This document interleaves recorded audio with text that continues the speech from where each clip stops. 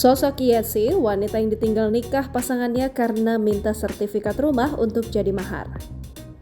Inilah sosok Yesi, mantan Rian Dono yang viral usai meminta mahar sertifikat rumah calon suaminya H-3 jelang pernikahan.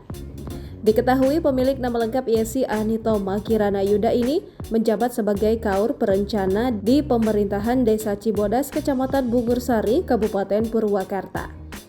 Yesi Anitoma, mantan kekasih Rian Dono ini sempat mendapat gelar sebagai Grand Finalis Miss Muslimah Karawang pada tahun 2018. Ia merupakan lulusan STIE Wikarta Purwakarta.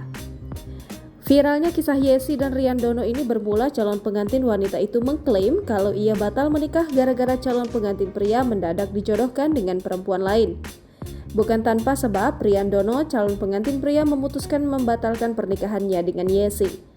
Pihak Rian Dono menyebutkan jika alasan pembatalan pernikahan yang sebenarnya adalah sang wanita meminta mas kawin berupa sertifikat rumah H-3.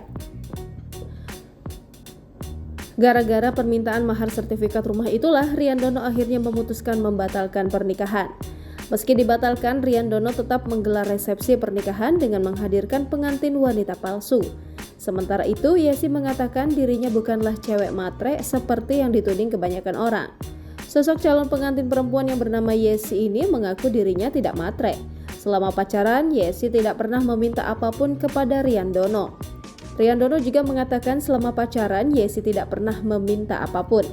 Yesi menegaskan dirinya tidak matre.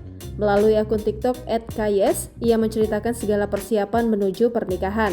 Yesi dan calon suaminya sudah fitting baju pernikahan hingga menyebar seragam bridesmaid. Bahkan Yesi mengatakan 14 hari sebelum resepsi pernikahan itu, ia mengunjungi makam orang tua untuk meminta restu. Bahkan ia menggelar bridal shower bersama teman-temannya. Yesi mengatakan ia dan calon suami sudah mencetak dan menyebar undangan pernikahan.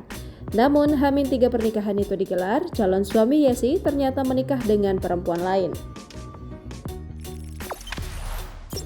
Jangan lupa subscribe, share, komen, dan like ya!